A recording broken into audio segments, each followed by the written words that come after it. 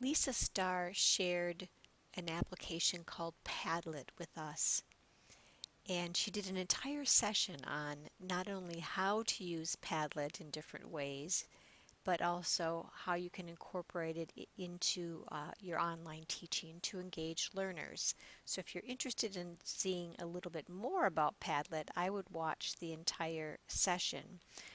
What I'm going to do right now is just show a clip of Lisa demonstrating some of the basic functions of Padlet with some designated learners during the session.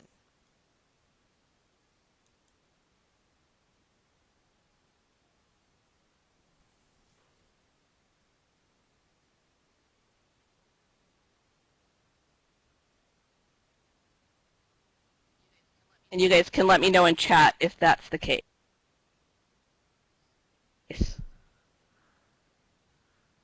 Yes. Okay, good.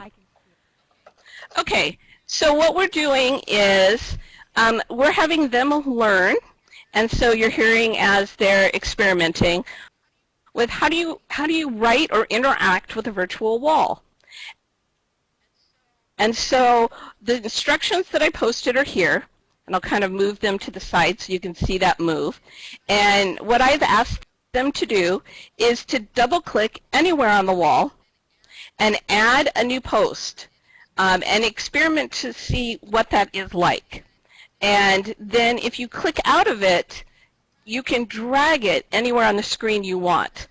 And I'm asking them just to tell you who they are. And once they do that, then they can post a picture, which Bobby just did, which looks fabulous. And you'll see mine to the side here. And I will kind of move mine down so we can see the screen and let Bobby move hers wherever she wants to. And if you finish one, and for the rest of you that are trying, if you want to try another one, you can. But what you're seeing is a mix of a post, like a Post-it note, that is both a mix of text and, in this case, a picture. You could put a link, you could put multimedia, and you can also take a snapshot from your webcam, which is nice. So I'll just show you. I'll move Bobby's over here. And then, Bobby, if you want to click somewhere else and create another one or move yours around, you can do that. And you'll notice that on my board, at least right now, they're free form. So they're not organized. They're not in rows or columns, which you can do. It's wherever people plop them down. And I often get asked, how far down can you post? It will go on forever. It's like a web page. So once you go past the initial where you see me start to disappear there, it'll scroll down. So I'll move me back up. And then our other two designated learners, once you hit the wall, you can do the same thing. Go ahead and double-click anywhere in the screen, and then you can start as well. And if you're having trouble and you're not getting there or it's not working, then you can unmute your microphone and walk us through what's challenging you.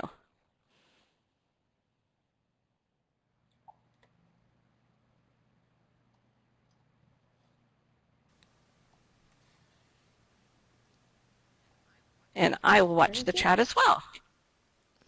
Settings, and I click on Share, and the different options that I have, it gives you the ability to do all of these things, which I think you are seeing it, and you'll see that it does have a QR code at the bottom.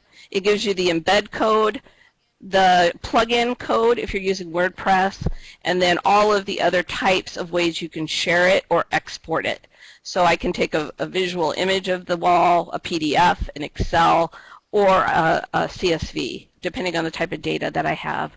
And you can experiment with how you want to download that.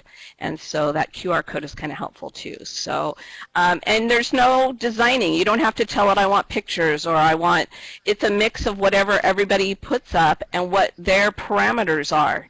And I can tell you from experience, even though it seems very unintuitive when you first come to the wall, which I'm going to take you all here in a moment, it is very easy for folks, once they get the hang of the click and load, to start working on it, because it's so few in terms of actual options that you have, that it really does allow you to jump in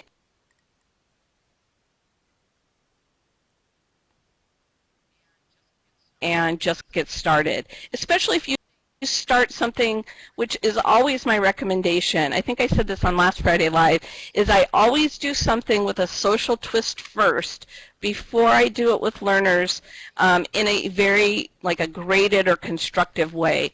So try it out with your learners in a way that is non-threatening.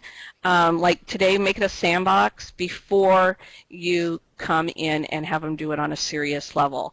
And so I will let the designated learners post a few more, and if they want to put in the chat space or pick up the mic and tell us what challenged them, what threw them in the beginning, that would be great. And I'm going to stop sharing and go back to the room so I can get all of you on one. When you get time, if you could let us know if you have any knowledge or experience using Padlet with, or anybody using Padlet with screen readers.